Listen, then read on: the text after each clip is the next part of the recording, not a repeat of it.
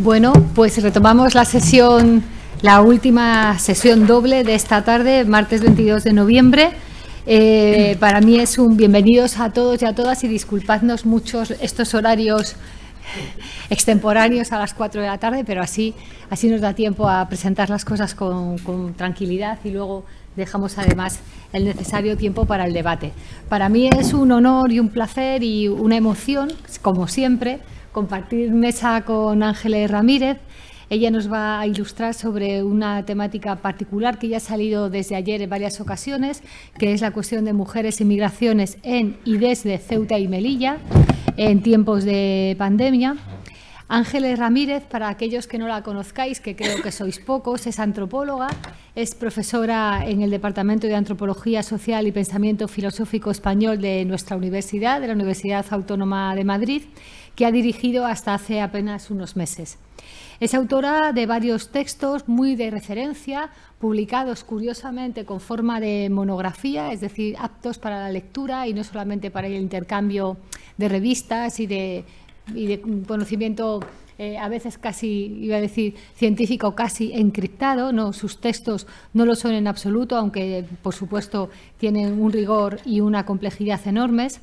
Autora, como digo, de La trampa del velo, publicado en los libros de La Catarata, y muy recientemente de Los feminismos ante el Islam, el velo y los cuerpos de las mujeres, que ha escrito a cuatro manos con Laura Mijares.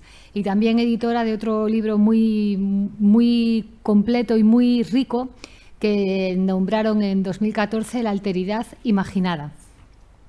Ha codirigido varios proyectos de investigación, entre ellos este último que hemos tenido entre manos, y es una máxima referente en cuestiones que tienen que ver con feminismo, migraciones e islam, desarrollando trabajos etnográficos, como ahora mismo nos va a explicar, en diferentes comunidades musulmanas en España y en Francia, y también en Marruecos, donde hace trabajo de campo y etnografía desde los inicios de la década de los años de los 90. También es profesor, también forma parte del Consejo Asesor de la revista de Antropología Disparidades y de Viento Sur. Y, bueno, como os decía, su trabajo es un trabajo referencial para todas las que trabajamos sobre migraciones, sobre feminismo, sobre islam. Y para mí es un placer grande tenerla aquí esta tarde compartiendo lo que es su último trabajo, su última etnografía, su último trabajo de terreno. Muy bienvenida, Inés. Vale, pues... Y no te han oído. Tanta expectativa no me gusta, debo confesar que a ver ahora qué digo. Pero bueno, pues sí que quería agradecer, por supuesto, a Ana y a toda la organización que han trabajado muchísimo para que esto se pueda hacer, y a la Dirección de Relaciones Interculturales de la Consejería de Cultura de Melilla. También, aunque ahora no lo veo por aquí, pero a Pedro Timón, porque siempre ha estado ahí y fue la primera persona que tuteló un practicum para nuestros estudiantes en el año 2014 y, bueno, pues abrió ahí un camino importante para todas nosotras, ¿no? Bueno, y también agradezco al público, a las amigas que hayan venido para comentar, y para mí sí que es una responsabilidad bastante grande, porque una cosa es presentar un trabajo pues en Madrid o en ámbitos, digamos, seguros en ese sentido, ¿no? En Rabat, y otra cosa es presentar el trabajo en un sitio próximo al lugar donde se ha trabajado, ¿no? Entonces, para mí también eso es una prueba, y agradeceré mucho los comentarios y sugerencias que ya las ha habido a lo largo de estas conferencias, que a mí me han parecido muy interesantes, ¿no? Aunque me lo ha recordado el compañero del Faro de Melilla, cuando él empezó a hablar de transfronterizas, y me dice, ya, pero el título de la conferencia es Mujeres y Migraciones. Digo, sí, pero las transfronterizas también son migrantes. Entonces, esto para decir que yo lo voy a reducir y voy a hablar de transfronterizas, porque lo que voy a tratar en este rato que tenemos ahora es de indagar en esas situaciones de las mujeres transfronterizas que atraviesan la frontera Marruecos-España, o que atravesaban la frontera por Ceuta y por Melilla, Y me vais a perdonar porque sí que voy a hacer muchas más referencias a Ceuta que a Melilla, porque es donde he trabajado y es el sitio que conozco, aunque también soy consciente de que hay muchas cuestiones que son comparables y también otras que no, y todavía estoy indagando en por qué, ¿no? Porque hay algunas diferencias. Esto tiene que ver con el proyecto del que hablaba hace un momento Ana, que ha durado 4 años, ha alargado más con la pandemia y que acaba de terminar. Entonces yo quería empezar pues dando una caracterización de las trabajadoras y del estatuto fronterizo y para continuar un poco con algunas cuestiones que sobre todo me interpelan a mí, ¿no? Primero, la primera cuestión es que es una trabajadora transfronteriza, ¿no? Pues como sabéis, es una trabajadora o un trabajador que reside o que residía en su país, estoy hablando de la situación de antes de la pandemia, y que trabaja en otro. Hasta aquí bien, pero lo que implica esto, y quizá no nos fijamos suficientemente, es que eso, como decía, lo que implica es que se trabaja en un sitio y se duerme en otro. Esto que para la mayoría de nosotras probablemente sería bastante chocante. Esto sucede en la mayoría de las fronteras del mundo, siempre hay trabajo transfronterizo y circulación transfronteriza con esta condición de cruzar y luego volver a dormir, y las fronteras, depende del lugar y del momento histórico, pueden ser más o menos permeables. Y en este sentido puede ser que la exigencia para la gente que las atraviesa vayan también variando, pero eso, como digo, dependerá del tiempo y del contexto. Por ejemplo, la frontera hispano-marroquí, como sabemos, es muy sensible a las relaciones entre España y Marruecos y desde luego esta frontera, como otras, no se puede concebir sin considerar lo que pasa a los dos lados. Eso para mí es un punto de partida y para mí tiene sentido porque vengo de trabajar en Marruecos. Y eso lo veo claro porque allí también es una frontera importante, ¿no? Como sabéis también, y lo hemos hablado estos días, ¿no?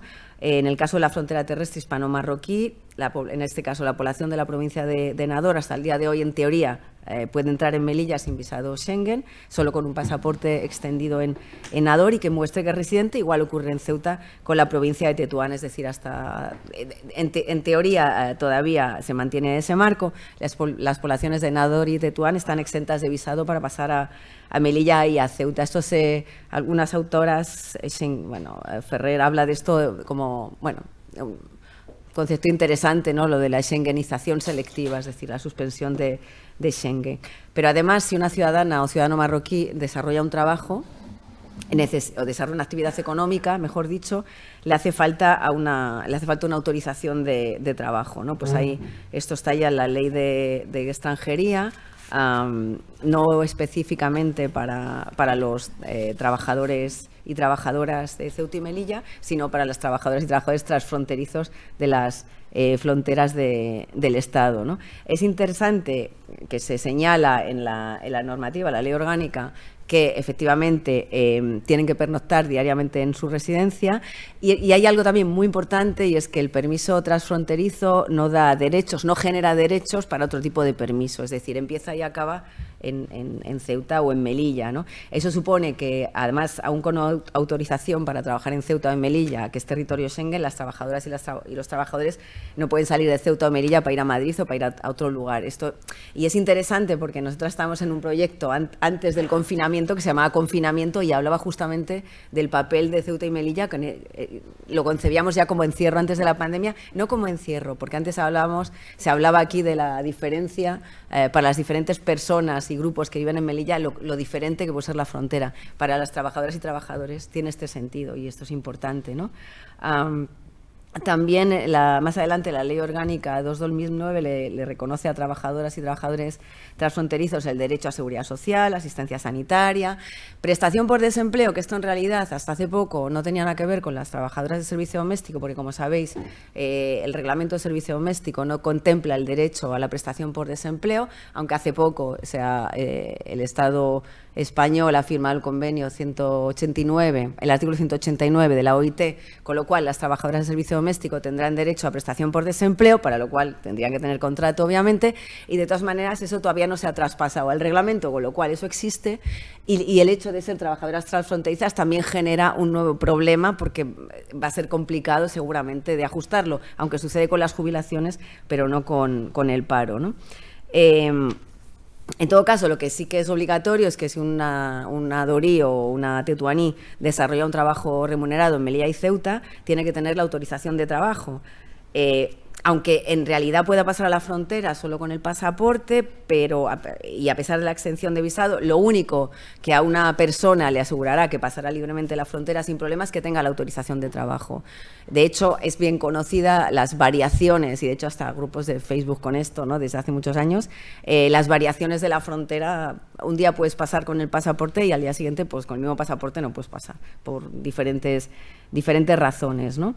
Y claro, esto sitúa a las trabajadoras y trabajadores, las que no tienen tarjeta, las que no tienen TIE, en una situación absolutamente vulnerable, porque la frontera se convierte en un espacio incierto que nunca sabes si se va a pasar, nunca se sabe si vas a llegar al trabajo.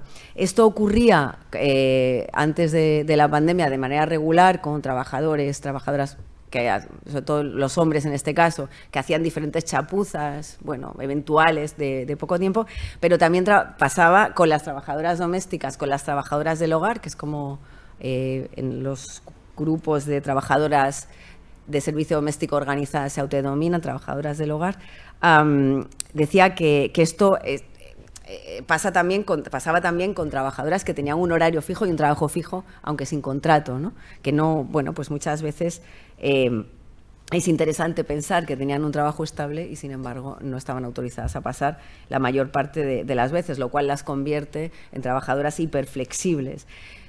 El hecho además, y esto en el 18, en el 19, en Ceuta, era algo de lo que se hablaba muchísimo y es una de las diferencias entre Ceuta y Melilla. Igual Cristina tiene algún comentario sobre esto, me encantaría, porque esto no lo hablamos demasiado, pero a las dificultades desde el 2018 y a lo largo del 2019, las trabajadoras del hogar de Ceuta empezaron a encontrar, las que no tenían contrato, las que no tenían TIE, empezaron a encontrar enormes dificultades para pasar la frontera. No las dejaban pasar. Luego vamos a ver cómo el dato refleja esto. Además, ellas ya venían de una inseguridad que es la de los transportes en Marruecos, sobre todo los lunes, coger un gran taxi desde Rincón, llegar hasta Ceuta, esperar la cola, etcétera. Pero además, en un momento determinado, sin saber muy bien por qué o porque diferentes cuestiones se combinaron,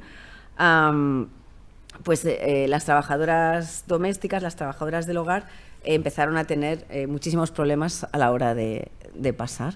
Esto supuso una regularización en masa de cientos de trabajadoras, pero quiero contarlo un poco más adelante. Lo que era interesante es que estas trabajadoras que no podían pasar por la frontera, que no podían incorporarse a sus lugares de trabajo, esto se acompañaba además de toda una crítica por parte de familias empleadoras y también, bueno, de diferentes sectores, pues es que se ha levantado tarde, pues es que no va a llegar, es que es una pava y no sabe explicarle al policía que tiene un trabajo, etcétera. O sea que la dificultad de traspasar la frontera encima reforzaba la estigmatización y la penalización. Y esto también es importante, ¿no? Eran penalizadas, ¿no? Entonces, esto que fue especialmente fuerte en el 18 y el 19, pero que se ha mantenido desde que existe la categoría, esto ha ido forzando o instigando a muchas trabajadoras a buscar, digamos, pisos o alquileres o habitaciones. En el caso de Ceuta tengo mucha más información, como he dicho al inicio, ¿no? Tratando de buscar alquileres compartidos o yendo con familiares, y en ese sentido los barrios que empiezan a acoger a este tipo de trabajadoras y trabajadores son los barrios refugio, que son los barrios de mayoría musulmana, ¿no? Que esto además les evitaba tener que hacer el ida y vuelta cada día y perder ese tipo de horas en el autobús, ¿no? O en el taxi o lo que sea. Bueno, ¿cuáles son las condiciones del servicio doméstico en Ceuta y Melilla antes de la pandemia?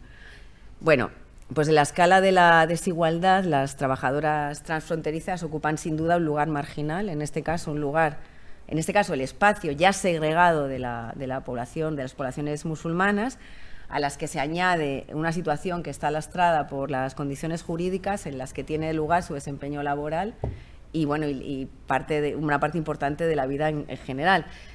aún con contrato, las condiciones de trabajo, sobre todo si nos fijamos en el salario, son extremadamente precarias, aunque obviamente de manera subjetiva no se ha siempre vivido de este modo, ¿no? Y no se trata de victimizar, claro que hay miles de estrategias y alternativas y construcciones de las subjetividades diferentes, pero lo cierto es que las condiciones de trabajo son muy precarias, ¿no?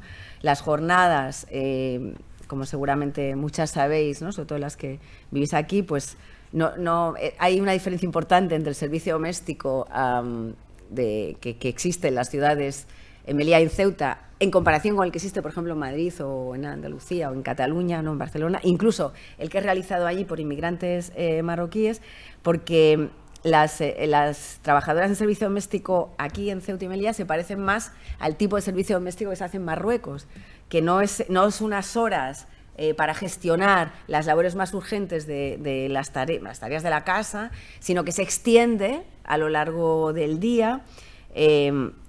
Se está desde la mañana, cuando las criaturas del hogar empleador empiezan a ir al colegio, hasta las 5 o las 6 de la tarde.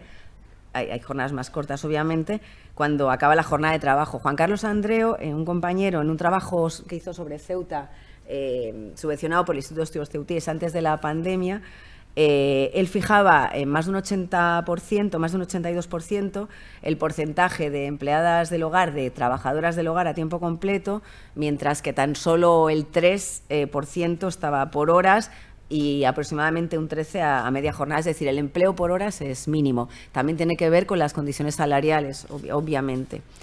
Lo que sostenía este investigador, Juan Carlos Andreu, lo que sostenía es que el volumen tan bajo de empleadas por hora se explica justamente por esta longitud del viaje hasta Ceuta, en este caso, que solo compensa si se ocupa buena parte del día, si no, no compensa ir, tardar 2 horas y media, bueno, desde Rincón, que está mucho más lejos, o desde un barrio de Tetuán y volver.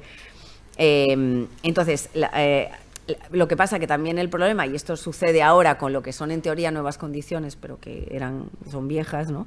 En realidad, que el trabajo por horas además presenta mucho problema para la contratación, porque se han de juntar 30 horas para tener un contrato, que esto es diferente también a cómo se hacen contratos de servicio doméstico en la península, que se puede tener un contrato por las horas que sea, no hay mínimo máximo. Claro, y esto, como la trabajadora está pendiente de este contrato para poder solicitar el TIE, pues eso también las penaliza. Y, por ejemplo, sí que hay situaciones, recuerdo el caso en Ceuta en el año 18, de una trabajadora del hogar que trabajaba 2 días a la semana en una casa, la despiden. Bueno, pues la despiden, ¿no? Los niños crecen, no la necesitan, la despiden, nunca había cotizado y claro, él estaba suplicando juntar horas o hacer algún tipo de estrategia para poder tener la tarjeta, porque toda la familia pues dependía de ella, ¿no? Y como en este caso, como otros muchos, ella era una verdadera transfronteriza, pues tampoco podía disponer de tiempo para buscar otros empleos. O sea, que eran situaciones que cuando la frontera era algo más permeable que ahora, ¿no? Antes de la pandemia, todavía permitía algún juego, ¿no? Y es interesante, antes decía que aquí existe mucho el tipo de servicio doméstico que se da más bien en Marruecos, que es extensivo, con sueldo bajo y bueno, que se alarga a lo largo de 6 o 7 horas, y también esta cuestión termina siendo, como siempre ha sucedido con el servicio doméstico, como un signo de distinción tener servicio doméstico, y en el caso de las ciudades también refuerza la brecha poblacional, porque no el tipo el perfil de mujer, de trabajadora en servicio doméstico, de empleada doméstica, y el perfil de empleadora siempre son los mismos. Que tiene que ver con la segregación y también con la estratificación. Siempre son hogares, digamos, cristianos que tienen empleadas, trabajadoras musulmanas, extranjeras, en este caso, aunque también existe el caso de trabajadoras españolas musulmanas, pero lo más habitual es que sean trabajadoras que cruzan o que residen aquí de una u otra manera, ¿no? Y bueno, pues esto, como ha sucedido y como ha sucedido en Europa desde los años 70 y 80, con los trabajos de cuidados, pues toda la División Internacional del Trabajo Reproductivo, porque aquí en Ceuta, tengo más datos de Ceuta, ¿no? Pero obviamente el cuidado de personas ancianas, el cuidado del hogar recae hace muchos años en trabajadoras marroquíes que cruzan la frontera. Y hay un dato que a mí me parece súper interesante, y que también me permite como ubicar el servicio doméstico en este conjunto de sectores y de la ciudad, y es que hice un cálculo. Bueno, yo soy regular con los números, así que pido ayuda, he pedido ayuda. Pero si tomamos el número de trabajadoras y trabajadores en servicio doméstico en relación al número de hogares ceutíes, encontramos que el 7,3% de las casas en Ceuta disponen de una trabajadora doméstica contratada legalmente. O sea, es el dato que hay, no sabemos las que no están, ¿no? Pero, por ejemplo, este dato, que es el 7,3% de los hogares, insisto, en el caso de Madrid es el 4%, que Madrid es el lugar del servicio doméstico por excelencia, desde que era lugar de corte. O, por ejemplo, con el 1,3% de los hogares andaluces, cuando en realidad, por ejemplo, la tasa de paro que presenta la comunidad andaluza está mucho más cerca de la de Melilla y la de Ceuta. Que es interesante en un espacio con un paro elevado que tenga servicio, digamos, y a mí este dato me parece muy interesante, ¿no? Claro, y yo que he trabajado de hace años, bastantes, con trabajadoras inmigrantes que estaban en Madrid, trabajadoras marroquíes, ¿no? Sí que encuentro también una diferencia, que el estatuto de la transfronteridad, por llamarlo de alguna manera, crea condiciones de explotación mucho mayores que el trabajo inmigrante regular, yo nunca pensé que pensaría en el trabajo que hacen las inmigrantes marroquíes en Madrid, por ejemplo, en servicio doméstico, y que lo iba a pensar como salarialmente o con mejores condiciones que otros trabajos. Bueno, pues hay, digamos, por ejemplo, y además hay algo que decía al inicio, ¿no? El tema de la pernoctación. Voy fatal de tiempo, ya lo digo. El tema de la pernoctación, que, claro, una trabajadora marroquí con los papeles en regla que resida en Málaga tiene derecho a permanecer, a dormir, a vivir en la ciudad en la que trabaja, pero una transfronteriza no tiene derecho a quedarse después del trabajo. Otra cosa es que lo haga por su cuenta y riesgo, ¿no? Tampoco, como decía hace un momento, tiene derecho a cambiar de ciudad, y el permiso de trabajo la confina en Ceuta y Melilla, es vivir para trabajar. Hace años, bueno, me la había apuntado para contarlo más adelante, pero yo me acuerdo que en los inicios de la migración marroquí a Europa se hablaba, también desde un punto de vista quizá un poco victimista, pero bueno, lo que fuera, se hablaba de una migración de músculos y sangre, ¿no? Como diciendo, ahora se habla de cuerpos, entonces no se hablaba tanto de cuerpos, pero lo cierto es que eran migraciones de hombres solos que se encerraban en aquellos le foyer que le llamaban los hogares, ¿no? En Europa, y su único cometido como migrantes era trabajar. Como que las condiciones de alojamiento y de vida no les permitían establecer otro tipo de lazos. Pues esto es lo que más se parece a la condición del trabajo transfronterizo. Claro que la vida no es siempre así, quiere decir que se establecen lazos con vecinas, con vecinos, con empleadoras, de solidaridad, de apoyo, pero en realidad es ir a un sitio solo a trabajar y donde no tienes derecho a permanecer ni a vivir, ¿no? También creo que se ha mencionado también a lo largo de las charlas, se habló del salario, ¿no? Lo hemos comentado en algún momento, ¿no? Pues ninguno alcanza lo que sería el salario mínimo interprofesional, ronda los 20 euros. Y a mí me parece también muy interesante que, y esto he visto casos en Ceuta, de hogares, hombre, yo igual no diría que son precarios, pero de hogares en los que son hogares unipersonales, con una mujer que ha estado trabajando de camarera de piso en hoteles en Ceuta, que ahora recibe una paga, que tiene un piso en alquiler y que tiene una trabajadora de servicio doméstico. Entonces, en ese sentido, también como las relaciones es interesante, ¿no? Ver esa diferenciación, ¿no? ¿Cuáles son los datos? Bueno, pues tengo aquí unos datos. Bueno, esta es la cotización en régimen de servicio doméstico, pero ahí no está distinguida las transfronterizas. Lo que pasa es que cuando ahora os enseñe la gráfica, vemos que son transfronterizas por la caída que tienen durante la pandemia. son con contrato, pero no todas transfronterizas, pero prácticamente todas, porque también retomando un dato del que hablaba Juan Carlos Andreo, en el caso de Ceuta, insisto, el 96% del servicio doméstico es realizado por mujeres extranjeras y de estas mujeres el 99% son marroquíes, o sea, obviamente son transfronterizas. Y también hay un dato, y es que antes de la pandemia en Ceuta, estos eran datos que venían directamente de la delegación del Gobierno, solo había 50 mujeres españolas en servicio doméstico, con esta cantidad, o sea que obviamente es la mayoría, ¿no? No sabemos tampoco cuántas mujeres realizaban este trabajo antes de la pandemia sin tener contrato, pero fijaos en esta gráfica, que es súper interesante. Esto es lo que pasa en Ceuta del 18 al 19. Antes lo comentaba, ¿no? Como en un momento determinado la frontera, a últimos del 18, que podíamos conectarlo con el cambio de gobierno, pero claro, eso también tendría que pasar en Melilla, porque es un cambio que afecta a todo el país, ¿no? Pero como hay esta subida, y esto es muy importante y se puede seguir a partir de la prensa, ¿no? Que antes hablamos ayer de los medios y lo importante que son el periódico, en este caso el Faro de Ceuta, lo mismo que es muy importante el Faro de Melilla, para hacer un seguimiento de este tipo de cuestiones, pues lo que sucede es que hay muchas dificultades para pasar la frontera y empieza a haber también una presión social sobre los hogares empleadores para que contraten a las mujeres. Y se contrata a todas esas mujeres que veis ahí. Por ejemplo, de enero a julio del 19, apunté la cifra de 753 expedientes de autorización, que es muchísimo en 6 meses, que lógicamente las solicitudes empezaron el año anterior. Y luego veis la enorme caída durante la pandemia.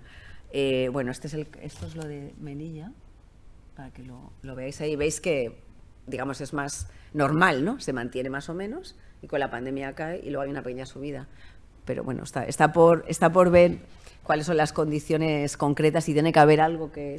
Si había algo que tenía que ver con las cuestiones concretas de la delegación de gobierno en Ceuta que no existían en Melilla, yo no sé hasta qué punto eso es muy importante o no. Creo que lo importante de esto era justamente la presión que se creó en la ciudad para contratar a las trabajadoras, lo cual favoreció, al venirse la pandemia, favoreció la situación de todas estas mujeres, de todas estas trabajadoras. Y lo que tenemos es que... claro, todas las trabajadoras que están regularizadas en este momento son trabajadoras que estaban en Ceuta, no vienen a Ceuta, estaban ya y son regularizadas por las empleadoras. Como sabemos también, en marzo, el 13 de marzo, Ceuta y Melilla cierran la frontera terrestre. Y como sabemos también, porque seguramente hasta conocéis casos cercanos, las que estáis aquí, ¿no? Cientos de trabajadoras y trabajadores transfronterizos tienen que tomar la decisión de quedarse o de irse en ese momento y la toman pues en una noche sin saber que eso va a durar 2 años, ¿no? Entonces, efectivamente, muchas trabajadoras que eligen quedarse confinadas en esta suerte, lo que llaman también Ferrer, ¿no? y Gabriel, y lo de la inmovilización voluntaria, pero al revés, o sea, se quedan porque saben que yéndose pierden los trabajos. Y luego a mí, claro, Ceuta entera y Melilla entera, no sé cómo se vive aquí exactamente, ¿no? Pero de Ceuta algo sé, y se convirtió en un gran espacio de confinamiento donde la gente no podía salir. Eso obviamente fue una fuente de sufrimiento para estas personas y las personas con las que tenían lazos, ¿no? También muchas familias empleadoras. En el caso de Ceuta sí que hubo una leve conversión de las trabajadoras que habían elegido quedarse en internas, en ocasiones con grandes conflictos, pero también en ocasiones esto les salvó en un sentido la vida, ¿no? Porque les dio un espacio digno donde vivir. Bueno, pues también conocemos pues muchas cuestiones que tienen que ver con se mantuvo también la cotización, con algún problema con la seguridad social en el caso de Ceuta, pues personas, ayer lo contaba María José, ¿no? Que presionaron a los bancos para que liberaran las pagas de jubilación de las trabajadoras jubiladas. Bueno, hay una serie de cuestiones que, bueno, pusieron de manifiesto esta palabra se ha mencionado mucho, a mí me gustaba, la mencionó Meme, creo que la mencionó también Cristina, y quizá Keina, la cuestión de las fracturas, ¿no? De repente se vio lo que parecía que no estaba, ¿no?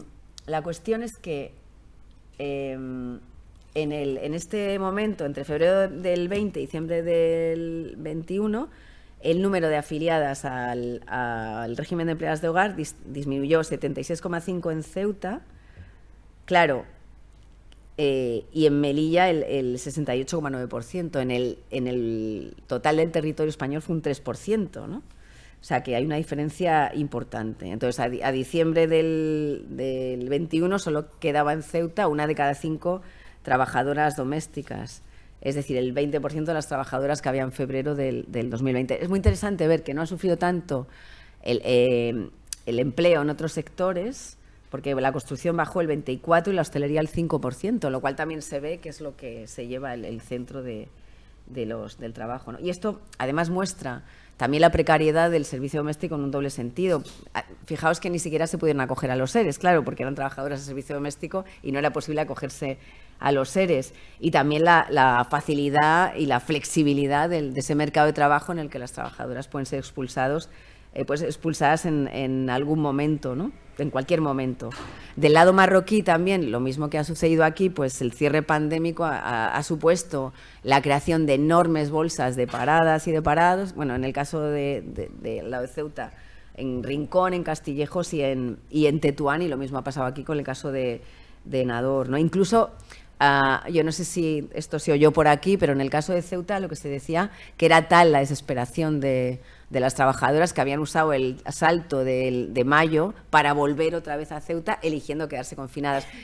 Esto no podemos saberlo, pero sí que muestra un poco cómo se construye también colectivamente la desesperación por haber perdido el trabajo.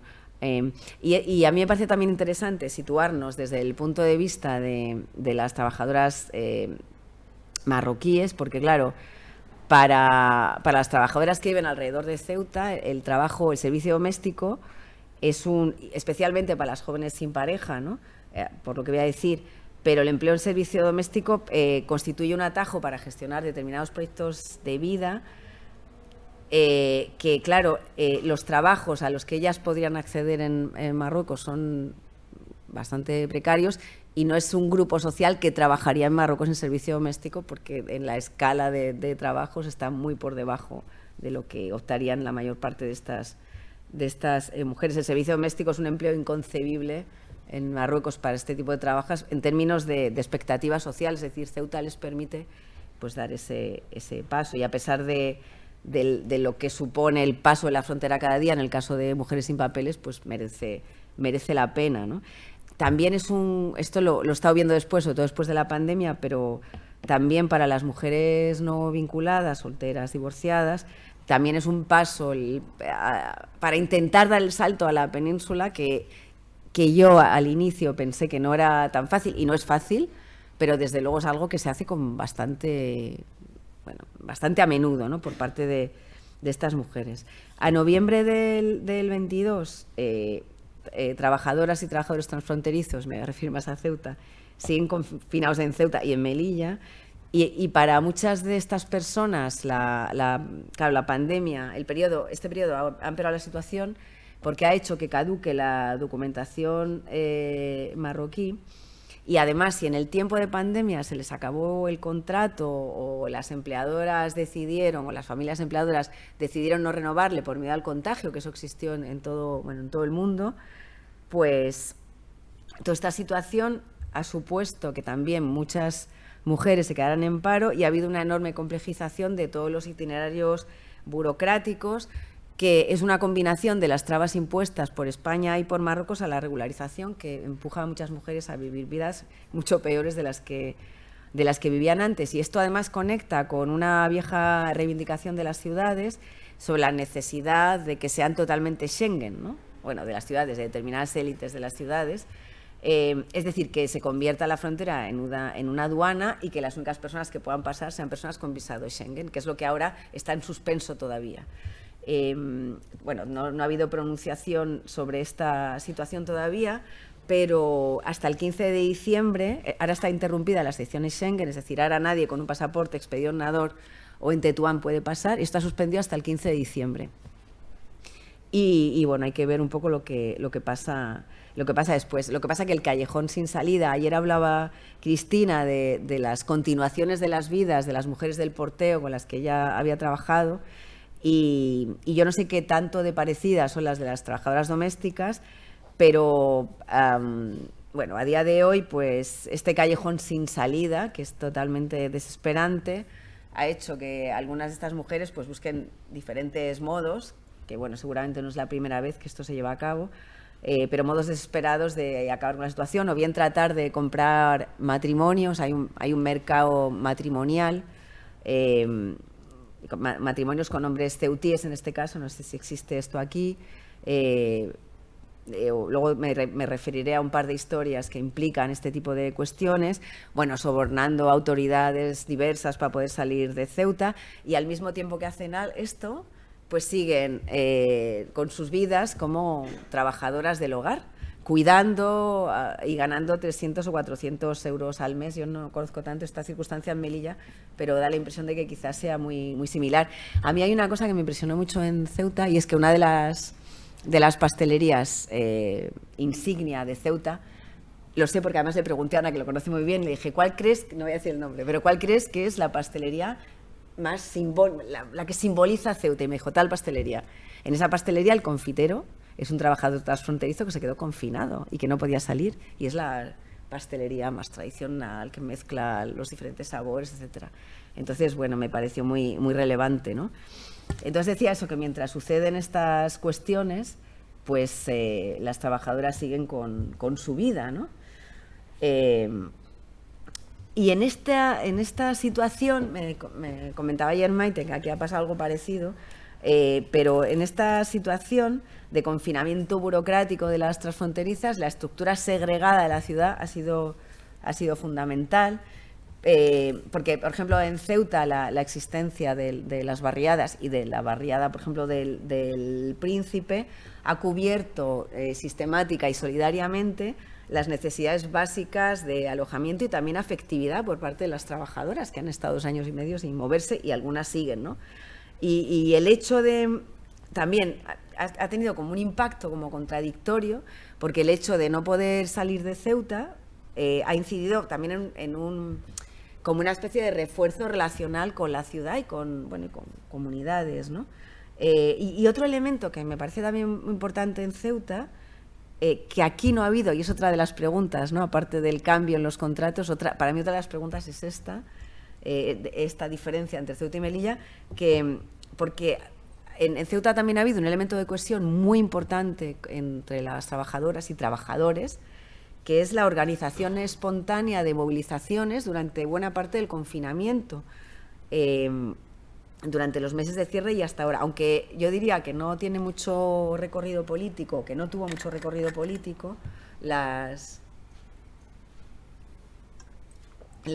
concentraciones frente a la delegación del gobierno todos los lunes han visibilizado mucho estas situaciones y han servido para aplacar, en un sentido, aparte de que tenía obviamente un fin activista, pero para aplacar la soledad y la desesperación en muchos sentidos, ¿no? Eventualmente consiguieron interesar a algunos medios, y algunos grandes medios, y otros más comprometidos que han seguido dándoles seguimiento estos 2 años que se cumplieron el 14 de marzo. Este aniversario, el 14 de marzo, que suponía ya los 2 años de confinamiento, causó también cierto revuelo, porque la expectativa jurídica entre trabajadoras y trabajadores transfronterizos era tratar de acceder a la regularización por arraigo, que prevé como requisito mínimo, una de las formas de regulación por arraigo que prevé o que exige 2 años de residencia en territorio nacional. Debo decir que acompañamos a algunas trabajadoras a intentar hacer esto, y cuando fue imposible, no hubo manera de hacer los papeles en la comisaría, en fin, bueno, algo que resultará familiar, pero fue bastante complicado. Creo que en Melilla fue algo más fácil. bueno, pero y a pesar del apoyo indirecto y la legitimidad que ciertas instituciones le han dado a esta demanda, por ejemplo, una carta del Defensor del Pueblo, que es un trabajo militante que hizo la Asociación por los Derechos Humanos de Andalucía, que respondía a una queja interpuesta y exhortaba a la Dirección de Migraciones a proveer de la documentación necesaria a trabajadoras y trabajadores cuyos papeles marroquíes hubieran caducado, como no podían atravesar la frontera.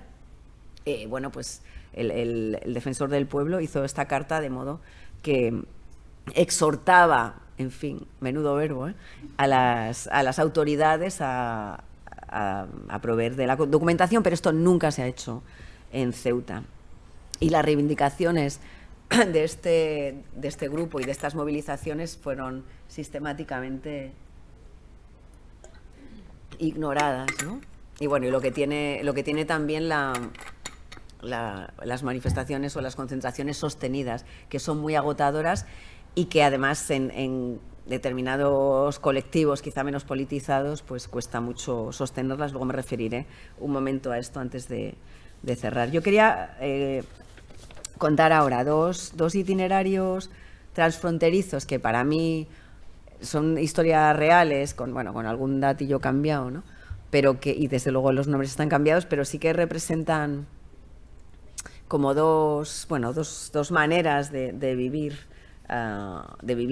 después del confinamiento y para mostrar cómo las elecciones, o sea, cómo las eventualidades van generando un tipo de elecciones y no otras, ¿no? Pues el primer caso es una mujer, a la que ya llamé Turía, que es una mujer que tiene más de 50 años, que es transfronteriza en Ceuta y que procede de un barrio de la periferia de Tetuán. Y esta mujer ya trabajaba en servicio doméstico en Marruecos desde que era niña. Era una familia pobre y además tiene una seria discapacidad física. Esta mujer lleva 30 años en la misma casa en Ceuta, es interna y es falsa transfronteriza. Pero bueno, ella solía ir a su casa pues cada 2 semanas o así. Durante la pandemia caducó la documentación marroquí, la renovó por medio de abogados a los que tuvo que pagar bastante dinero. Bueno, esto es otro negocio también de los últimos tiempos, ¿no? Cuando se abrió la frontera, salió inmediatamente, estuvo unos días en su casa, cuidando a los que fueron prácticamente los últimos días del padre, y después volvió a Ceuta. Y ahora tiene los papeles en regla, esta mañana comentamos algo de esto, tiene los papeles en regla, pero no puede salir de Ceuta, porque, bueno, por situación física es imposible que vaya cada día y vuelva a su casa, es imposible, implanteable, ¿no? No tiene condiciones físicas, pero también por sus condiciones laborales, porque el hogar empleador, la señora tiene un negocio y ella tiene que estar allí desde muy pronto para ocuparse. No podría, tendría que levantarse a las 3 de la mañana en su casa, ¿no? en su barrio de Tetuán. Entonces, actualmente está tratando de solicitar un permiso convencional y no transfronterizo, para lo que recibe el apoyo de los empleadores, y a todo esto ella gana menos de 500 euros al mes y sigue confinada en Ceuta y no sabe hasta cuándo. Puede cambiar la normativa a la que me acabo de referir hace un momento, que va a durar la excepción Schengen hasta el 15 de diciembre, pero bueno, es una situación, como veréis, un poco producto de las estructuras actuales de la frontera, ¿no? Y el otro caso es alguien, una trabajadora que tiene menos de 40, lleva más de 10 años trabajando en Ceuta, no interna, sino en horas, ¿no?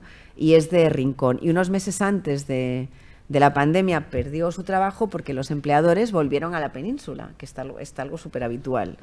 Y este fue el verano del 19, ya vivía en un piso compartido, y cuando llegó la pandemia ella ya estaba sin contrato. Entonces se traslada a un pequeño apartamento de su tía en el barrio del Príncipe.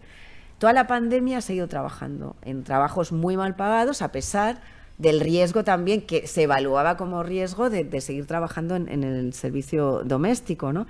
También le caducó la documentación marroquí. Entonces intentó presentar los papeles por arraigo, pero tampoco tuvo un éxito, no tuvo ningún éxito, ¿no? Antes me refería a esto cuando hablaba del comercio matrimonial con españoles ceutíes. Bueno, pero el precio que le pidieron pues era demasiado alto, le pidieron 9.000, luego le bajaron a 7.000 euros y tampoco pudo satisfacerlo. Entonces, decidió salir de Ceuta, esto son unos 3.000 euros, ahora está en Ciudad Real arreglando los papeles, tratando de arreglar la documentación para poder quedarse en la península, y la idea es quedarse en la península. Por contar algo más, habrá tantos casos, ¿no?, como el de ella.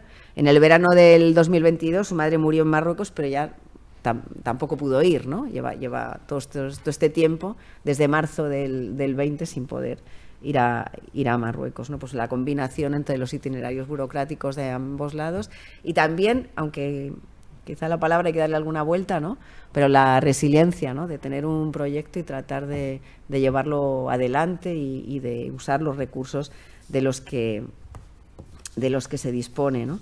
El caso es que muy pocas trabajadoras transfronterizas están logrando regularizar su situación. Público daba un dato que no sé muy bien de dónde lo sacó, supongo que directamente de delegación, pero Público decía que en Melilla, en mayo de 2022, de los 1.847 trabajadores que había en 2020, en ese momento solo 80 cumplían los requisitos para reformar su situación laboral. Ahora son unos cientos, ¿no? Esta cifra, claro, ha ido creciendo, y bueno, pues con todas las cuestiones que me refería hace un momento, con los problemas para juntar las horas para tener un contrato, ¿no? Cuando se ponga en marcha la frontera inteligente, que como sabéis hay una inversión bastante importante, tanto en Ceuta, creo que son 6,5 millones, y en Melilla unos 8, claro, es algo que todavía no se ha puesto en marcha, pero que a las trabajadoras ya, al menos en Ceuta, la policía de la frontera les está avisando de que esto no... Bueno, la policía de frontera, quería decir las autoridades de frontera, no quería referirme a ningún cuerpo de seguridad en concreto, pero les están avisando de que las entradas las van a marcar, que ya no es como antes de pasar de cualquier manera, como enseñas la tarjeta y pasas por el lado derecho de la cola porque no tienes que pararte, sino que eso se va a marcar. Eso ha generado bastante miedo entre las trabajadoras porque piensan que, aún teniendo tarjeta, si les marcan la salida, digamos, si queda registrado que entraron en Ceuta y que no salieron para volver a dormir, que eso las puede penalizar, porque de hecho ya, o sea, se ha dicho explícitamente, os pueden expulsar. Entonces, refuerza que en la legalidad y con la tarjeta de identificación de extranjero tampoco puedan salir porque tienen miedo a no poder entrar. Esto es un verdadero confinamiento, y como decía hace un rato, esta es la migración de músculos y sangre, ¿no? La que es una migración de cuerpos en la que nada más importa, claro, y si se convierte en una frontera real, en el sentido que se schengeniza totalmente, el Estatuto de Trabajadoras también está pendiente, ¿no? Sería, como digo, más que nunca como una inmigración de mano de obra pura, sin demasiado tiempo ni posibilidades de hacer contactos o tejer relaciones vecinales, acentuando además la indefensión de ocupar un sector precarizado en su estatuto y en su imagen social también, ¿no?, como es el servicio doméstico segmentado tanto en Ceuta como en Melilla. Y si antes la trabajadora, al pasar la frontera, reextranjeriza su condición cuando pasa los controles fronterizos, ahora lo que nos encontramos, o lo que a mí me parece, es muchas trabajadoras atrapadas en espacios, en hogares que no identifican como suyos, ¿no? Y una cuestión que yo creo que es muy importante, y que también es una reflexión sobre todo lo que hemos hablado estos días, ¿no?, es que yo creo que las trabajadoras de servicio doméstico, lo digo después de la charla de Meme sobre los menores no acompañados, sobre el cambio que ha habido en la ley de extranjería para realmente documentar a los menores, etcétera, y es que yo creo que este tipo de estas mujeres, y lo veo no solo no solo aquí, ¿no?, en Ceuta y en nuestras jornadas, digamos, en Melilla, sino también lo veo en general cuando se habla de ellas en otros lugares, o de las mujeres inmigrantes marroquíes en general. Creo que estas mujeres se colocan en una especie de punto ciego. Esto que, bueno, a mí me recuerda cuando estas películas hay policíacas medio cutres, ¿no?, que siempre en el parking sucede el asesinato justo en el punto en que la cámara no llega. Ese punto ciego, ¿no? Entonces, yo creo que estas mujeres, estas trabajadoras, se sitúan en una especie de punto ciego, tanto de la preocupación, del análisis social, cuanto también de la preocupación desde el punto de vista de los derechos humanos. ¿Por qué digo esto? Porque son un perfil de mujeres pobres, marroquíes, religiosas, muchas de ellas trabajadoras del hogar, en sus 40 o 50 años, muchas de ellas pues conservadoras en lo moral y sin duda en lo político, que no tienen este perfil de trabajadora poscolonial, racializada, activista, que están en el centro, y estas mujeres quedan al margen de un montón de acciones políticas, y yo creo que esto sí que ha podido actuar como una rémora para que sus vidas no sean retenidas o no sean recuperadas de manera sistemática por las organizaciones de derechos humanos. Ayer lo hablábamos un poco, ¿no?, que tienen también una presencia importante en Ceuta y Melilla, porque hay como una jerarquización en este sentido, porque esta mañana, al ver la cuestión de los menores también, que nos decía Meme, ¿no?, porque las transfronterizas, sobre todo las mujeres, no constituyen tampoco una amenaza al orden migratorio. Esto lo decía una abogada de derechos humanos que decía, bueno, es que claro, los menores pasan a la península, es un problema, pero estas mujeres ni siquiera van a salir, ¿no? Entonces, en ese sentido, como que no presentan ninguna relevancia política. Y en la jerarquización de sujetos migratorios, también para las organizaciones de derechos humanos, ocupan un lugar, yo creo, bastante subalterno, me parece, ¿no? Porque, de hecho, la reforma de la ley de extranjería no fue capaz de resolver la cuestión transfronteriza, o no, bueno, fue capaz de resolver. Ya sabemos que las causas se ponen en las agendas políticas cuando hay presión activista y cuando se trabaja. Pues esto no se ha sido capaz de hacerlo, ¿no? Entonces, claro, decía eso, esa jerarquización de sujetos, ¿no? Y es que estaba recordando en una jornada de estas de organizaciones de derechos humanos y migraciones que pues había diferentes intervenciones, no solo de las organizaciones, esto fue en Ceuta, no solo de las organizaciones, sino también de personas que pertenecían a los colectivos, pues gente que había cruzado, que venía a Camerún, de diferentes lugares.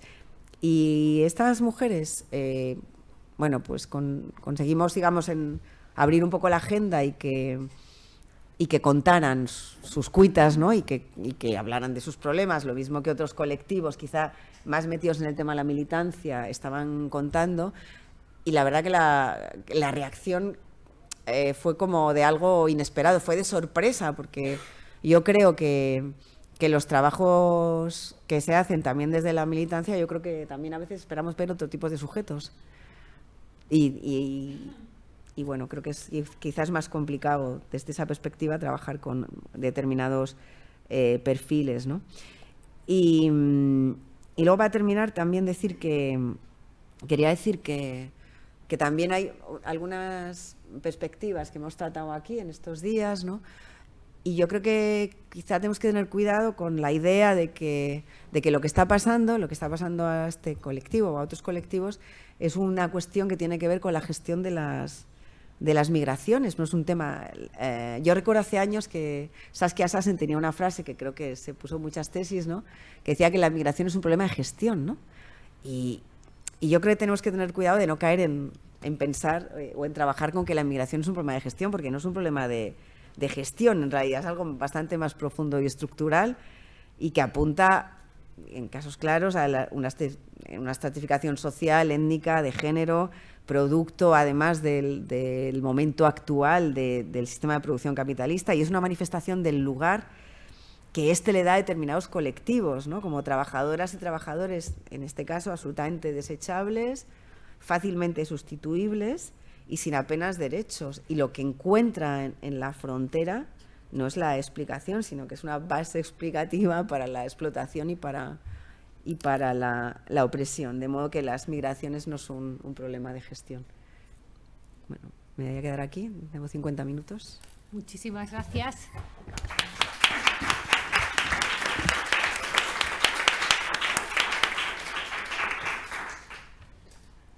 nos quedamos con esa idea, ¿no? Que las migraciones, y más cuando no es una cuestión de gestión, ciertamente, y cuando se trata de estas mujeres en ese punto ciego. Claro, yo, antes de pasar la palabra al público, ¿cómo se ilumina un punto ciego, Nines? Claro, porque un punto ciego es una cuestión de arquitectura, ¿no? Si uno lo piensa, si pues simplemente cambias el foco, sacas la esquina, ¿no? O sea, ¿a quién corresponde en este lado, en este momento? Porque tú bien dices, ¿no? Dentro de todas las escalas de mujeres, estas mujeres de determinada edad ya son invisibles para la sociedad de origen, salvo por su capacidad de proveer cuestiones materiales, que no es cosa menor. Bueno, van como invisibilizando, al final son como transparentes. Y de repente tenemos fantasmas, ¿no? Tenemos, en vez de seres humanos, tenemos como gente que no es vista en una esquina, gente que no son cuerpos que se aprecien, ¿no? Tú, que has estado trabajando durante estos años con ellas, ¿encuentras algún recurso desde el que construir, colorear a esos cuerpos? O sea, para que se vean, que enfocarlos, colorearlos, es que no sé cómo decirlo, ¿no? Porque efectivamente es ahí donde se juega, ¿no? Todo. Yo creo que, bueno, hay dos cuestiones aquí. Por un lado, yo creo que hay que tener en cuenta la propia imagen que tienen las mujeres marroquíes, y sobre todo las que llevan pañuelos, y sobre todo las que son pobres. Hay una construcción en la que, bueno, pues ocupan un lugar claramente subalterno, ¿no? Pero yo creo que también desde el punto de vista de la militancia, no voy a hablar de la cuestión académica porque acabo de referirme a ello y están conectadas, pero yo creo que desde el punto de la militancia hay sujetos con los que es más complicado trabajar. Pues yo qué sé, por ejemplo, la preocupación del feminismo durante muchos años ha sido trabajar con mujeres obreras, por ejemplo, con mujeres de los barrios. En los años 70, parece que me voy a ir a la otra punta, pero no hace tanto para mí. En los años 70 hubo un conflicto en la conformación del movimiento feminista en España, porque había una parte justamente que estaba conectada con el PC que consideraba que se podía trabajar, igual las más viejas del lugar nos acordamos, no quiero señalar a nadie, pero me está mirando Ana, pero igual lo que pasa es que en Euskal Herria fue un poco diferente el movimiento, pero la cuestión era si trabajar o no con las asociaciones de amas de casa de los barrios, ¿no? Entonces, a mí sí que me parece que desde el punto de vista del activismo hay sujetos más fáciles, no más fáciles, sino que representan quizá mucho más la expectativa emancipatoria, o se piensan que son sujetos en los que cuando las personas militantes de los países de acogida trabajamos, como que va a calar más el mensaje, ¿no? Que esa es la idea, ¿no? Y yo creo que también hay sujetos con los que se piensa que eso no va a tener sentido, que va a ser más difícil o que no va a poder ser. Por ejemplo, otro ejemplo, en los grupos de Madrid hablo, ¿no? Los grupos antirracistas, ¿no? feministas antirracistas, trabajan sin ningún problema, no es que tengan problema con esto, ¿no? Pero trabajan de manera casi natural con los colectivos de afrodescendientes, de mujeres afrodescendientes, con colectivos indígenas y hablan de movimientos antiextractivistas, etcétera. Y al mismo tiempo pueden tener una posición totalmente estigmatizante para las mujeres que llevan pañuelo, por ejemplo, y es compatible. Y a mí eso me parece que es importante. Entonces, ¿con qué compararía la cuestión de las transfronterizas? Con las jornaleras de Huelva. ¿Cómo se ha gestionado todo el tema? ¿Cómo fue?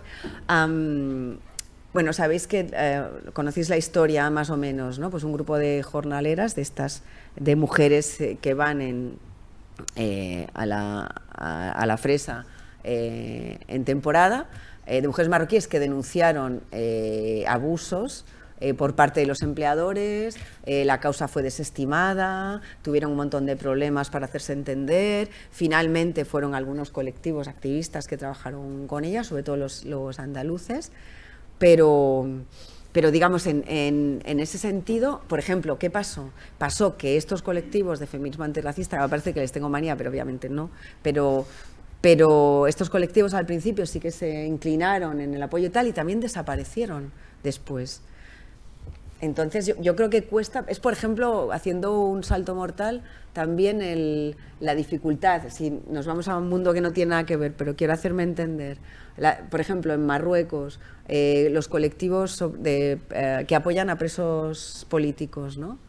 Trabajan con presos políticos que no hicieron Ramadán, que luchan por un país laico, etcétera, pero les cuesta mucho trabajar con salafistas, porque de cara al exterior hay una imagen muy negativa y muy penalizadora para los propios colectivos militantes. Yo creo que aquí hay algo de esto también, ¿no?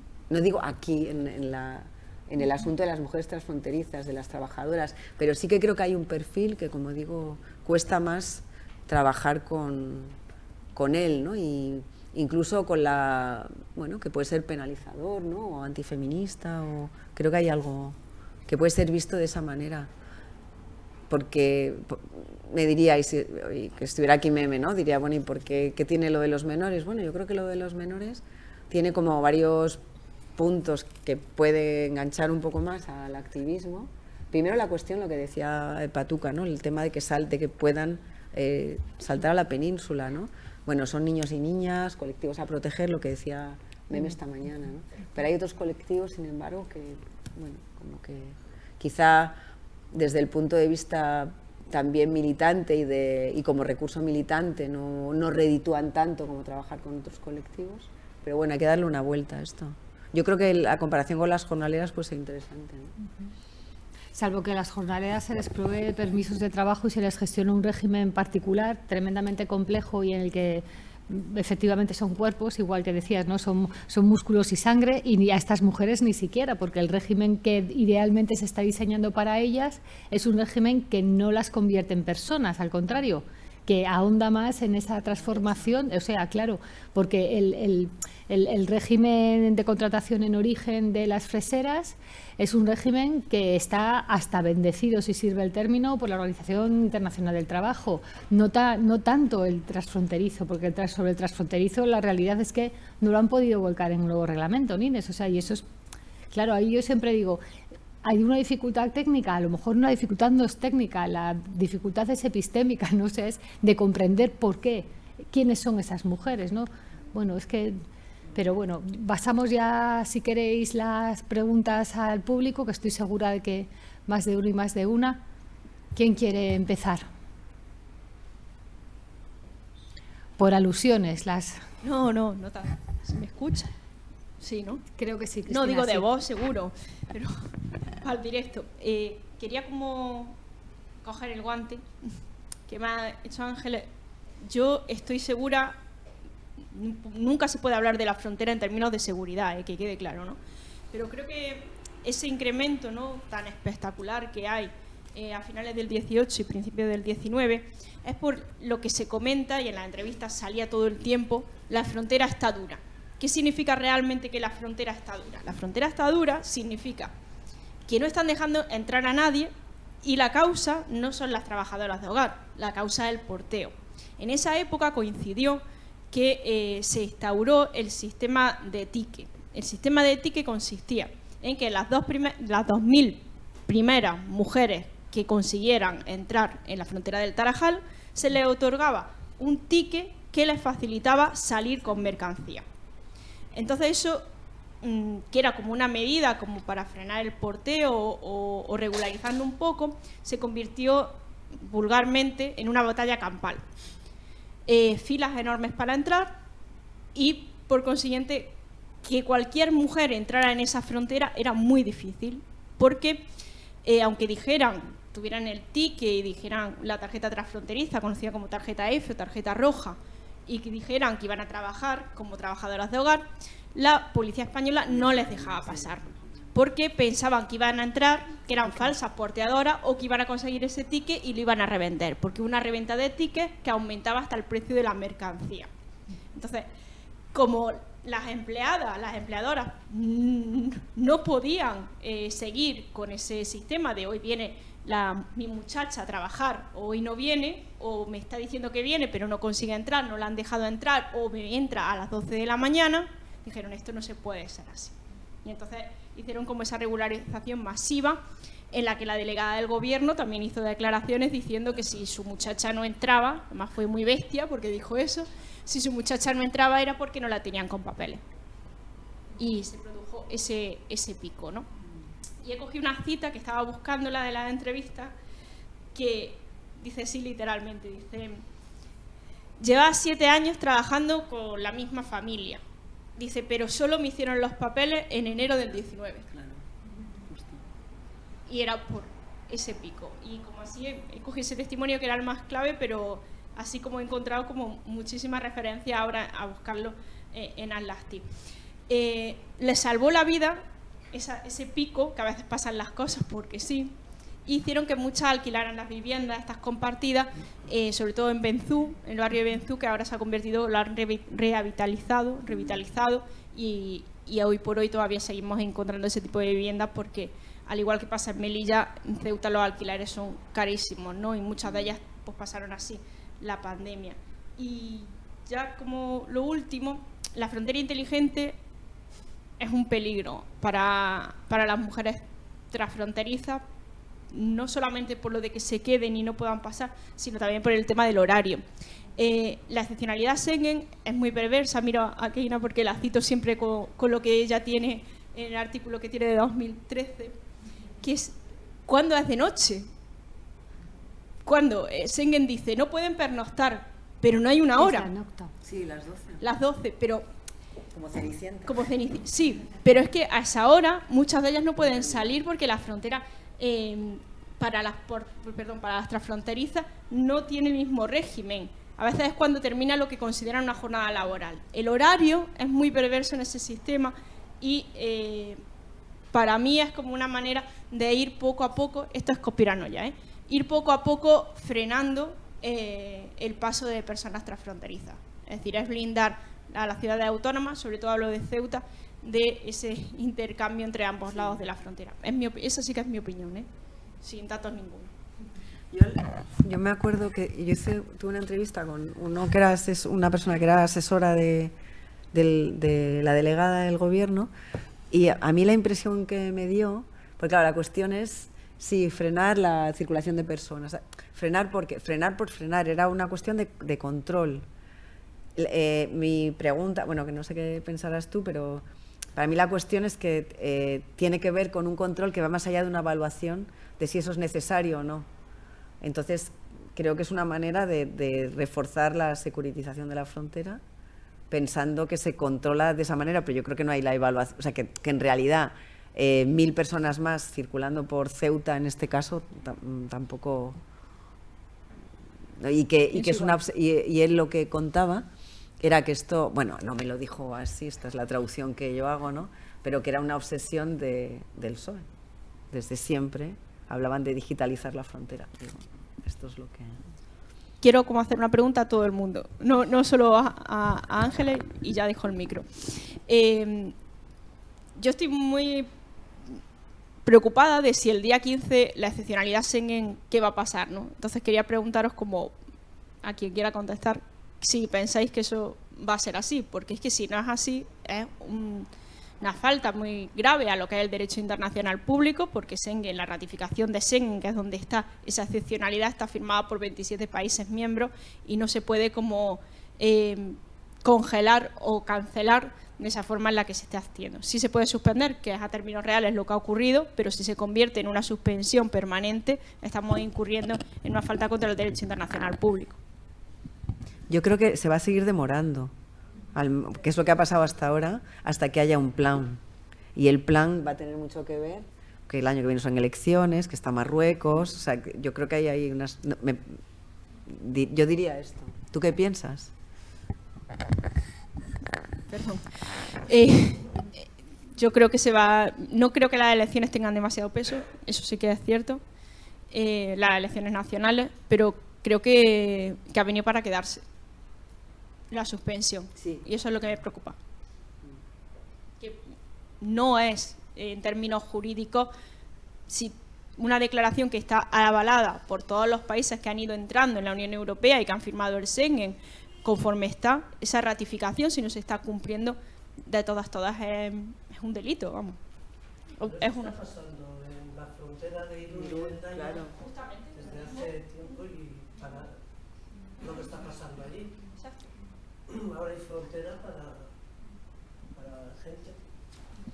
Pero en realidad es al revés, porque la cuestión es que lo que sería más fácil también desde el punto de vista político es convertirla en una verdadera frontera Schengen, que es lo que puede exigir Marruecos, que no va a reconocer la soberanía de España sobre Ceuta. O sea que en realidad el camino más coherente, bueno, las que sabéis de relaciones internacionales, ¿no? El camino más coherente sería que, claro, que se quite la excepción Schengen. Sí. Perdón. No, yo quería comentar otra cosa, no sé si viene mucho a cuento, pero con esto último que has dicho de si resulta desde el activismo igual de atractivo e interesante trabajar con aunque todos son los derechos de todas las personas, hay determinados colectivos más atractivos, diría yo. Y yo me hago la reflexión a mí misma, y no solo de mujeres. Yo estoy en Bilbao en una plataforma ciudadana que se llama Ongi Etorri Refuxiatuak, y un poco veo a mi alrededor que trabajar con población marroquí no es muy popular, incluso entre los activistas y las activistas. Es mucho más popular trabajar, yo siempre digo que somos del Domun, de aquella época. Eso es, ¿no? Si es con población marroquí en el País Vasco, bueno, si son rifeños, bien. Si son saharauis, también. Genial. Pero el resto tenemos mucho, o sea, y no lo digo solo en Melilla, me estoy refiriendo a Bilbao, que es lo que más conozco, a cierta morofobia, ¿no? Ya no islamofobia, morofobia, y me preocupa, y lo veo entre nosotras, ¿eh? Ya no digo... Sí, estoy de acuerdo. Maite. Bueno, pues dos reflexiones. Lo que dice Ana Elena tiene razón con la homofobia, y yo lo veo aquí en Melilla, ¿no? De los colectivos que trabajan con subsaharianos, lo que trabajamos con personas de origen marroquí, y entonces se nota bastante la diferencia. Yo lo achaco un poco al racismo, ¿no? Al fronterizo, al racismo de proximidad, ¿no? Que muchas veces... Y yo lo achaco al racismo de proximidad, pero bueno, es verdad que trabajar con personas de origen marroquí siempre cuesta más y es peor visto por la sociedad, ¿no? Tanto a los que trabajamos con ellos como a ellos. Aquí en Melilla no se ve igual por ejemplo, a un señor de Mali que a un señor de Marruecos, ¿entiendes? El señor de Mali siempre es más agradable, más, mira qué bonito, mira qué tal, ¿entiendes? Y el de Marruecos, pues, en fin. Eso por un lado. Y por otro lado, cuando habláis de Schengen, de la excepción, a mí me da mucha pena, porque yo he nacido aquí, llevo toda mi vida prácticamente aquí, y entonces yo nunca he visto las dos ciudades de Nador y Melilla lo he visto como algo conjunto, ¿no? Nosotros siempre estamos acostumbrados pues a pasar allí, a hacer compras o a darte un paseo, a pasar la tarde del domingo, y lo mismo que la gente de Nador viene a Melilla, ¿no? Y entonces me daría muchísima pena que la frontera empezara en Benianzar, que es que me daría un horror, ¿no? Pensar que Schengen empieza en Benianzar y entonces Melilla ya es algo completamente distinto, que yo pienso que es un todo, ¿no? Cuando dices la frontera ni empieza ni termina. Yo creo que la zona de Nador y la zona de Melilla forman un todo, no solamente geográficamente, sino también a nivel humano, porque aquí la mayoría de las personas tienen a su tío allí, el padre aquí, los nietos tal, y entonces es un intercambio, y aquí mucha población es de origen, han nacido en la zona de Nador, en la provincia de Nador. Entonces, como un todo, yo lo veo como un todo. Entonces, al poner la frontera en Benianzar sería algo terrible, vamos. Yo me plantearía incluso irme de aquí, no lo comprendería.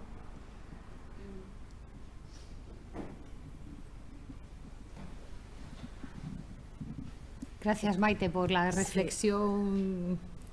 Sí, gracias, Maite. Y de hecho voy a enlazar con esto y luego retomo otras de las cuestiones que planteó Ángeles. Bueno, la pregunta, ¿no?, de qué va a suceder con esta excepcionalidad de Schengen. Claro, esto a mí me lleva a pensar cuál fue el motivo de esta excepcionalidad, ¿no? Y no fue en los estudios, no se plantea como un motivo cultural de favorecer el contacto, las relaciones de vecindad, sino con una razón meramente económica. De la supervivencia de las ciudades de Ceuta y Melilla y de todas las provincias limítrofes, ¿no? Y esto tenía en su propia esencia el trabajo transfronterizo, ¿no? Esa condición de facilitar una movilidad transfronteriza y un flujo de cuerpos y de bienes, ¿no? Aunque fuera economía informal, aunque se le dé distintos tipos de nombres, ¿no? y se utilice distinta terminología. Entonces, claro, ¿qué va a suceder? Me resulta complicado aventurarlo. A mí lo que me resulta también curioso es que no se conoce cuál es la posición de las instituciones europeas al respecto, ¿no? Yo no he escuchado nada por parte de la Unión Europea ni del resto de los estados que han firmado Schengen sobre qué está sucediendo aquí, ¿no? Sí que lo analizo más en clave, no sé si tanto de elecciones a nivel de Estado español, sino de relaciones bilaterales España-Marruecos y de cómo es determinante, ¿no?, lo que ha sucedido en los últimos meses. La condición de que Ángeles utilizó este término transfronteridad, que no lo había escuchado, me lleva también a plantear, a ver qué has encontrado tú en relación con esto. Claro, decías que esta condición crea condiciones de trabajo tan precarias, ¿no?, y duras, que imposibilita que estas mujeres que cruzan, que permanecen durante unas horas del día, incluso duermen aquí en las ciudades, establezcan relaciones más humanas o más de amigas o más de relaciones sociales, ¿no? Mi pregunta tiene que ver de qué modo se podría facilitar para ellas, o si el hecho de que ha habido este cierre en la frontera ha facilitado una mayor relación, ¿no?, con la ciudad, con otras mujeres en la ciudad, con los colectivos, con las organizaciones. Si este cierre ha facilitado, por un lado, que se sientan como más ciudadanas de aquí, de algún modo, y también lo vinculo con la cuestión de la regulación, ¿no?, de la regularización. ¿Hasta qué punto? Porque lo hablábamos ayer, ¿no?, que ahora pues también es un revés para la política española, porque ahora estas mujeres que se han quedado aquí durante 2 años pues pueden ir por la vía del arraigo social, si están empadronadas. ¿Cuál es el escenario posible, tanto en lo social como en lo legal, para reconducir un poco, ¿no?, los proyectos de vida de estas mujeres transfronterizas? Y muy brevemente, una curiosidad de si has estudiado alguna otra región también, de forma ya más comparada, en la que haya este tipo de movimientos de mujeres trabajadoras transfronterizas.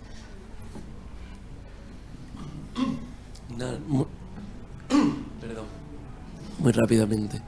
En la línea de lo de la frontera, para ti, Ángeles, y para todas las compañeras expertas en frontera que tenemos aquí, ¿no hay posibilidad de que el régimen, aunque se mantenga Schengen, se pueda ir hacia un régimen donde haya unos visados especiales que garanticen un poco el flujo de ese todo a nivel humano del que hablaba Maite, y para tanto transfronterizos como para el que se quiera tomar un café que venga de la provincia de Nador? No sé si eso existe o si contravendría el derecho internacional, o si hay casos ya en la zona Schengen de esto. A mí me gustaría comentar una cosa que creo que al final tiene algo bastante que ver cuando conoces la situación de estas ciudades. Yo particularmente solo conozco Melilla, pero seguramente tiene mucho que ver. Y creo que evidentemente, aunque no sean los dos grupos únicos que existen en la ciudad, pero al final hay un grupo mayoritario de descendientes de militares, trabajadores militares, policías, fuerzas de seguridad, que al final son esas familias cristianas blancas que acogen o que o que tienen a estas trabajadoras en su mayoría. Y luego hay una parte de la población que a mí me parece súper interesante también visibilizar, y son todas estas mujeres y familias enteras que, habiendo nacido en territorio español, son consideradas como extranjeras, y se evidencia también esta falta de voluntad política de otorgar pues unos papeles o una regularización de esta situación que viene reconocida pero no atendida, y que lleva mucho tiempo así. Yo creo que de alguna manera seguramente esté vinculada con esos datos tan altísimos de trabajadoras en esta ciudad para ese paro que existe. También hay como un censo que realmente a mí no me parece que sea nada representativo, porque al final el empadronamiento de personas adultas no se lleva a cabo, tiene muchas dificultades. O sea, creo que al final todos los datos es muy difícil entenderlos sin ver toda esta parte de no registro que existe en la ciudad, y que evidencia que no hay voluntad política por hacer ningún tipo de estos de visados ni de darle una visión humanitaria a lo que está sucediendo. Mientras no haya un compromiso o una ganancia económica, esto no se va a atender. Y a mí me parece preocupante también, como, no sé, bueno, eso. No, simplemente por añadir también, porque, claro, ¿qué tipo de frontera Marruecos está dispuesto a aceptar? Por eso el tema de los visados o el tema de las transfronterizos, que se puede acordar o que Marruecos le venga bien y le parezca ya a nivel político de lo que son las relaciones internacionales entre los dos países. Guárdalo ahí si quieres, Rafa, guárdalo con vosotros, Inés. Y ahora hacemos otra segunda ronda si alguien se ha quedado con... Bueno, ojalá tuviera alguna respuesta a alguna de las preguntas. Hombre, inténtalo. Bueno, me interesó mucho lo que dijisteis todas, pero lo que comentaste tú a propósito de las personas extranjeras, bueno, no serían apátridas, o sí serían apátridas, porque tampoco tienen nacional marroquí. Pero ¿hay alguna información sobre el número y más o menos? O... No tengo ni idea, ni siquiera sabía aquí, pero la jugaría a que podría llegar perfectamente a un 15%. O sea, yo creo que es bastante gente. Igual Maite o alguien que viva aquí sabe dar una visión más de esto, pero yo creo que no es una excepción. O sea, creo que hay bastantes personas y se sigue perpetuando porque nacen hijos de estas personas en esta misma ciudad, y o sea, cada vez es algo como más extendido, y que además todo el mundo sabe, y que no se está haciendo nada para regularizar, ni para facilitar ni un empadronamiento ni nada. Y a mí me parece algo muy alarmante, la verdad. Y seguramente tiene algún tipo de vínculo que ahora no se me ocurre, pero con esto de las trabajadoras fronterizas y todos esos picos, pienso. Me parece que Isabel y Maite pueden a lo mejor aportar algún dato. Estas mujeres, en el año 86, que se aprobó la ley de extranjería, entonces empezaron a regularizar a mucha gente que vivía aquí. Es que se enlaza un poco con lo que yo decía antes, que antes la gente pues vivía en la provincia de Nador, Melilla, era como un todo. Y entonces aquí había mucha gente viviendo en Melilla. Y esa gente no estaba, digamos que no tenía DNI. No tenían DNI porque dicen, no tienen papeles. Pues sí, tienen su pasaporte y tienen su de Marruecos, ¿entiendes? Pero esa gente, a partir del año 86, hubo aquí como una especie de protestas y tal fuertes de la comunidad que vivía aquí para que le otorgaran algún tipo de documentación. Y entonces, bueno, fue un proceso largo, pero al final terminaron con residencia, y a los 10 años han terminado con DNI, y entonces son las personas de origen marroquí, españolas, pero de origen marroquí, que están viviendo aquí. ¿Qué pasa? Que ahí se cierra el proceso. Pero claro, esa gente ha seguido pues casándose, teniendo hijos, etcétera, etcétera. Y entonces hay otra bolsa de personas, ¿entiendes?, que están también sin documentación española. Y entonces, claro, ¿qué pasa? No tienen derecho a ir al colegio, que es la campaña que hemos estado haciendo hace 3 años, que al final se ha conseguido, pero yo creo que se ha conseguido porque se cerró la frontera y ya no podían decir que los niños venían de Nador a estudiar aquí, sino es que estaban aquí. Entonces no podían ir al colegio, no tienen acceso a un médico de cabecera, pueden ir a urgencia, pero un médico de cabecera no tenían acceso, que ahora se está dando, pero claro, el padrón es lo que cierra todo, es la llave para luego poder pedir a residencia, poder tal, y eso sí que lo tienen cerrado. Y eso va a ser como muy difícil de conseguir. Claro, y muchas mujeres con carnet de transfronterizas viven aquí. Sí, sí, claro. Son personas que tienen aquí su vida. Tienen su familia, tienen sus padres, tienen sus hijos y tienen el carnet de transfronteriza. Claro, no van a querer renovarlo porque ellas no se pueden ir a dormir allí. ¿A dónde duermen si su casa está aquí? Entonces, claro, hay un problema importante. ¿Sabes? Yo por un lado también quería incidir en que por una parte tenemos podemos ver aquí en Melilla, ¿no? Es decir, como muchas mujeres accedían a Melilla pues para dar a luz aquí y luego era su vuelta, que en muchas ocasiones se quería registrar a los niños y demás aquí en la ciudad, ¿no? Entonces, como esos datos que se querían registrar aquí para luego poder solicitar algún tipo de documentación y demás, pues bueno, una parte de esa realidad, ¿no? Comentabas lo del 15% de la población, yo creo que es muy elevado, ¿vale? Que esos datos creo que son muy elevados, pero que sí que creo que hemos estado en un momento crucial en las dos ciudades, ¿no?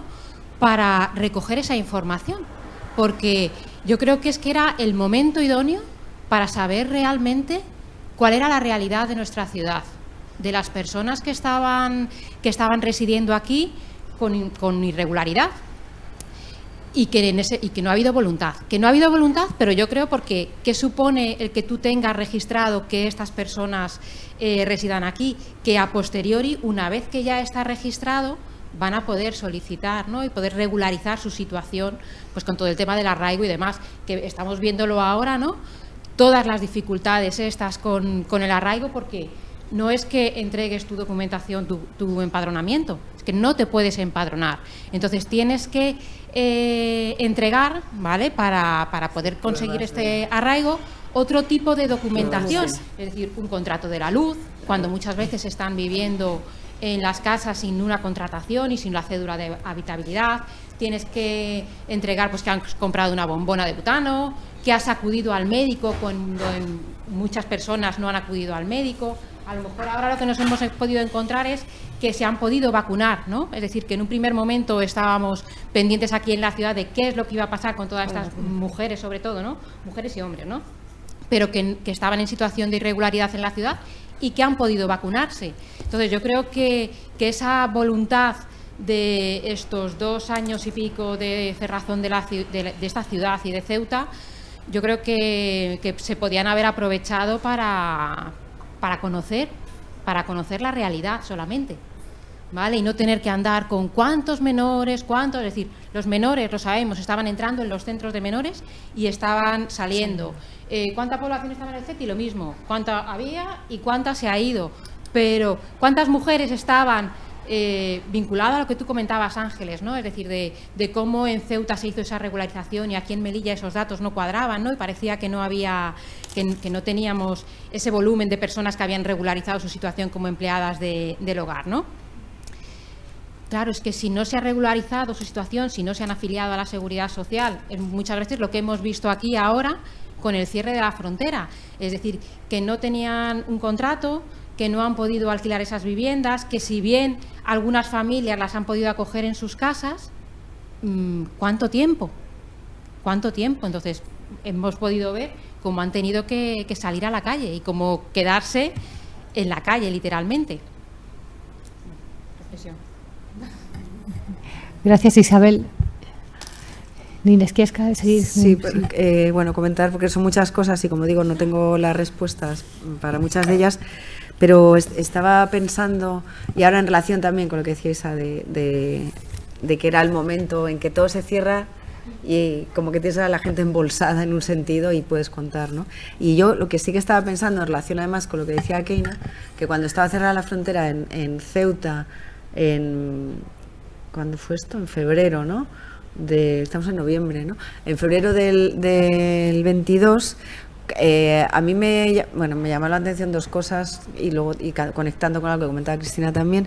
La primera fue que daba la impresión de que durante el confinamiento, no el confinamiento, perdón, durante el cierre de la frontera, cuando las trabajadoras transfronterizas y los trabajadores, el tiempo de la foto está manifestándose delante de la delegación de gobierno, como que había un clima en la ciudad, en Ceuta, que antes de la pandemia, pues la gente residente en Ceuta, la gente española, podía ver que había trabajadoras que entraban y salían marroquíes, pero yo creo que lo que puso de manifiesto el cierre de la frontera es como la situación insoportable de esas personas, porque claro, cuando la gente española veía a una trabajadora, a una mujer marroquí, que era extranjera y que estaba trabajando en servicio doméstico, automáticamente sabía que esa persona llevaba casi 2 años sin ver a su familia, por ejemplo, y que no podía moverse, que a lo mejor no tenía papeles, que no sabía si tenía sanidad. Y yo creo que sí que se puso de manifiesto esa idea de la insoportabilidad de la situación, ¿no? Pues aparte de todas las muchas historias dramáticas que se contaban continuamente de gente que contaba cosas tremendas, de cómo habían pasado el principio del confinamiento y cómo estaban pasando el tiempo en la ciudad. Y eso era bastante impresionante, eso fue importante. Y la otra cuestión que quería comentar en relación a lo de Keina es que estaba pensando qué información tengo como para hablar de más cohesión, que es una palabra que yo he mencionado. Pues yo creo que yo lo que vi... y es verdad que hacía mucho tiempo desde que había ido antes de la pandemia, pero sí que, antes del cierre, pero sí que, por ejemplo, estos grupos de chicas compartiendo casas en El Príncipe. Otra cosa que me sorprendió también, que eso tenía que ver con las manifestaciones en la delegación, ¿no? Y con esta cosa militante, pues mucho grupo mixto de hombres y mujeres transfronterizos, que esto también es una cosa bastante novedosa. Igual Cristina a lo mejor puede comentar algo, pero yo esto, o sea, no es habitual en los grupos de relación de marroquíes, y desde luego lo de quedar un domingo un grupo de 20 personas, hombres y mujeres, en una cafetería para hablar. Entonces, a mí sí que me parece que eso necesariamente modificó las relaciones sociales y las prácticas sociales, ¿no? Y luego lo que tú comentabas, lo del escenario, pues es que yo no dejo de pensarlo, y a temporadas, depende cómo sea, pues no me deja dormir, porque es verdad que va a pasar con estas personas, porque en realidad, pase lo que pase con el estatuto transfronterizo, no pase lo que pase, es decir, que como mínimo, si se mantiene igual, eso significa que una persona, cada vez que sale o entra con la tarjeta, le va a picar. Le van a marcar, eso va a marcar en una máquina que va a haber un registro de salida y de entrada. Entonces yo pienso en esas personas y digo que no van a volver a salir de Ceuta ya en su vida por nunca jamás. Quiero decir que...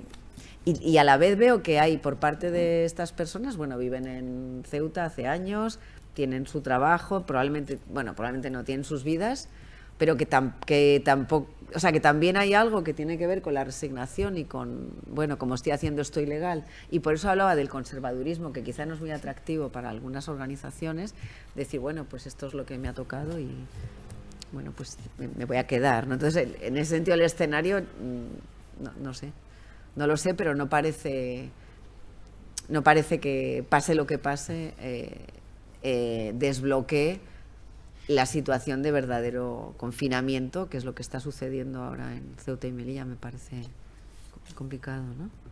Iba a decir algo más, pero no me acuerdo.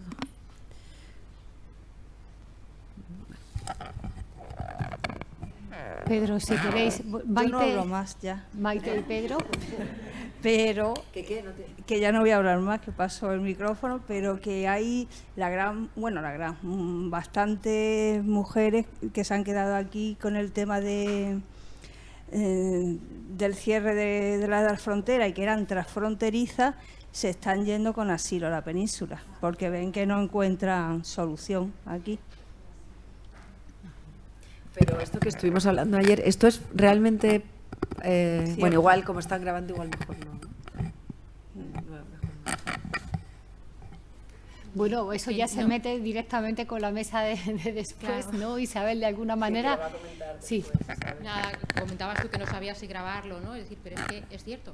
Es decir, es que, claro, es que es complicado, ¿no? Es decir, pero muchas personas que se han quedado aquí, que no sabían, que no podían volver, han solicitado protección internacional para irse a la península, ¿vale? Como vía de escape para salir de la ciudad, ¿vale? Porque es verdad que se abrió un periodo, ¿no?, en el que podían viajar a la península para que desde Málaga pudiesen viajar a Marruecos, ¿no?, para regularizar su situación y demás, pero también había incertidumbre ahí con esa situación de ¿y si me voy a Marruecos luego voy a poder volver a entrar o no? Entonces, pues bueno, y lo mismo que hemos visto que hay mujeres que han solicitado protección internacional y se han ido a la península, hemos empezado a ver cómo hay algunas mujeres que están de vuelta. Mujeres y hombres. Gracias, Isabel. Hay una última pregunta y... Pedro. Yo quizá una pregunta, no sé si aportaría algo o ampliar la perspectiva en el sentido de, también hablando de mi entorno cercano, desde luego no está fundamentado en ningún estudio cuantitativo ni nada por el estilo, pero sí que he vivido tanto en familiares, personas conocidas, y no una, ni dos, ni tres, sino la inmensa mayoría de esas personas, cómo han sostenido también a estas trabajadoras transfronterizas al otro lado de la frontera. Ayer lo mencionaba también María José, ¿no?, con el tema de envíos, de remesas de dinero, y no solo eso, sino también una economía extensible también a, pues parecerá una cosa banal o frívola, ¿no? También, por ejemplo, las casas en alquiler que se tienen en Marruecos, en la playa, etcétera, etcétera. Los casos yo conozco que se han mantenido esos alquileres con un doble beneficio, de decirle a otra persona, oye, pues yo quiero que seguir teniendo esa vivienda, y también decir, pues vamos a aportarles a estas familias que a lo mejor sus únicos recursos es esa renta, ¿no? O si, no sé si aporta algo a este tipo de estudios también analizar ese enfoque, ¿no?, desde las familias melillenses que tanto las de origen peninsular como también las descendientes de los procesos de regularización, que están plenamente integradas, que también tienen trabajadoras fronterizas a su servicio. Antes la compañera ponía el sesgo en el tema étnico, ¿no?, o de procedencia, es decir, bueno, pues estas familias que se beneficiaron o que obtuvieron la regularización de sus nacionalidades como melillenses y como españoles en el 85-87, pues han prosperado socioeconómicamente, y también pues igual tienen trabajadoras transfronterizas en sus viviendas y reproducen también pues estas dinámicas, ¿no?, que el resto de familias tradicionalmente cristianas, peninsulares, como queramos llamarle, ¿no? Entonces, un poco ese planteamiento. Sí, yo me alegro que lo hayas comentado, porque sí que lo llevamos hablando varios días, porque que también sería muy interesante hacer un repertorio de estas formas de solidaridad y de apoyo, ¿no? Y entonces dos cuestiones así como casi metodológicas con respecto a esto. La primera es que, claro, todas las prácticas individuales que ha habido, que estabas comentando, primero que lo social no es la suma de lo individual, y en ese sentido a mí me estaba recordando cuando se discute de cambio climático y de crisis ecosocial, en qué lugar se colocan las prácticas individuales de reciclaje, por ejemplo, o de comer de otra manera, o de no volar, etcétera. Entonces, claro, la cuestión es que se pueden mantener prácticas pequeñas que son fundamentales y que tienen mucho valor, pero que para nada están modificando lo que al fin y al cabo, bueno, pues sí, podría ser un sistema segregado o racista, ¿no? Que esa es la cuestión, y yo creo que que hay que decirlo, y eso es compatible con que hagamos desde diferentes posiciones, desde las relaciones de las empleadoras o empleadores que tienen trabajadoras domésticas, la ayuda, el apoyo, el sostén, ¿no? Que eso ha existido, porque si no, esto hubiera sido muchísimo peor. Menos mal que ha habido eso, pero desapareciendo eso, el sistema puede no haberse movido en ese sentido. Entonces, sí, yo creo que hay que llamar la atención sobre eso, justamente para tener toda la variedad de tonos que ha habido con la pandemia en ese sentido, pero también ser muy consciente de que son prácticas individuales de apoyo que no están cambiando el sistema en absoluto y que mañana la situación va a seguir igual. Y a mí también compatible con eso que estás diciendo, yo me estaba acordando hace un rato de que a la vez que existía en el caso de Ceuta, que veías este discurso solidario, comprensivo con las personas que estaban atascadas en Ceuta, con las mujeres, también había, en lo que se refiere a las condiciones relacionales dentro del servicio doméstico, una manera, coexistía con la explotación por parte, bueno, pues con salarios bajos, etcétera, y con una desigualdad muy evidente entre empleadora o empleador y empleada, ¿no? Pues la manera de hablar, la manera de considerar las tardanzas, es decir, que todo coexiste, pero yo sí que creo que las prácticas, bueno, son performativas, que pueden modificar, desde luego, las perspectivas, pero que para que se modifiquen las estructuras hace falta otro tipo de aproximación, que seguramente van unidas, ¿no? Porque la que está en un movimiento ecologista está reciclando, ¿no? Entonces quien está militando también, o está escribiendo, también está con ese tipo de prácticas. Y es importante también por las imágenes que han circulado justamente sobre Ceuta y Melilla, ¿no? O sea que en ese sentido, gracias por comentarlo. Pues muchas gracias, Nines, muchas gracias a todos y a todas por las preguntas, por las respuestas, ¿no? Por esta conversación a muchas voces. Si os parece, paramos aquí la sesión, descansamos por espacio de unos 15 minutos, sin mucho más. Sí, para que no se nos vaya demasiado los tiempos y así disfrutemos bien de la conversación. Muchas gracias a todos y a todas, y especialmente a Ángeles, a la que aplaudimos, yo creo, ¿no?